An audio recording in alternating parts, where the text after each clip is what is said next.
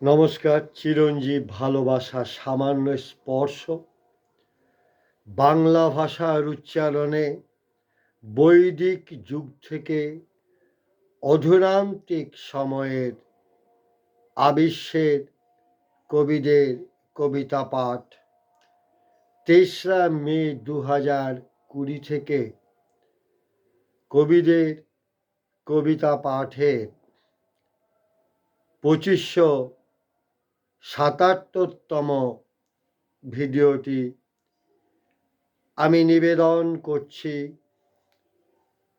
সামবেদ সংহিতার ৬ষ্ঠ অধ্যায়ের মন্ত্রদ্রষ্টা ঋষি কবি অকৃষ্ট ঋষিত্রয়, কশ্যপ মারীচ, অসিত কাশ্যপ বা দেবল, অবৎসার কাশ্যপ, যমদগ্নি ভার্গব, অরুণ বৈতহব্য, উরুচক্রী ভার্গব, কুরুসুতু কান্ন, ভরদ্বাজ বৃহস্পত্য, ভৃগু বারুণী বা যমদগ্নি ভার্গব, মনু বা সপ্ত ঋষি, গৌতম রাহুগণ, ঊর্ধ্বসমা আঙ্গিরস, কৃতযশা, তৃত আপ্তা, রেভ কাশ্যপদ্বয়, মনু বাসিষ্ঠ, বসুশ্রুত আত্মেয়, নিমিধ আঙ্গিরস। মন্ত্রদ্রষ্টা সকল ঋষি কবিগণকে আমার প্রণাম জানিয়ে সামবেদ সংহিতার ৬ষ্ঠ অধ্যায়ের ৫ম খণ্ডের কয়েকটি মন্ত্রের অনুবাদ পাঠ করব। ৯৫৫। হে ইন্দু, তুমি জলের ধারক, তুমি জল, ধন ও রশ্মিকে আহরণ করো। তুমি সকল ভুবনে অর্পিত। হে সোম, তুমি সুবিদ, সেই তোমাকে এইভাবে জেনে মানুষেরা স্তুতি বাক্যে উপাসনা করছে। ৯৫৭।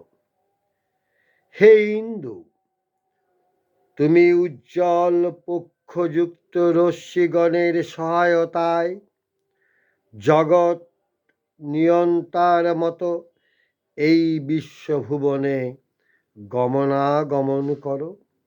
তোমার সেই রশ্মিগণ মধুময় দুগ্ধবৎ জল ক্ষরণ করুক। হে সোম, মানুষেরা যেন তোমার কর্মে ব্যাপৃত থাকে। ৯৬১। সোম সকল শোধিত ও দীপ্ত হয়ে ঊর্ধ্বে আকাশে গমন করছেন, জলমধ্যে মিশ্রিত হয়ে মার্জিত হচ্ছেন। ৯৬৫। হে সোম, তুমি নিত্যশালী রশ্মিগণের মত্ততা কারক, মনুষ্যগণের ধারক। যে তুমি মেঘকে প্রাপ্ত হয়ে মত্ত হও, সেই তুমি খরিত হও। ৯৬৬। হে উত্তম মেঘ হননকারী, তুমি স্তবের দ্বারা মত্ত হয়ে খরিত হও। তুমি সূচি, তুমি পাবক, তুমি অদ্ভুত। ৯৬৭।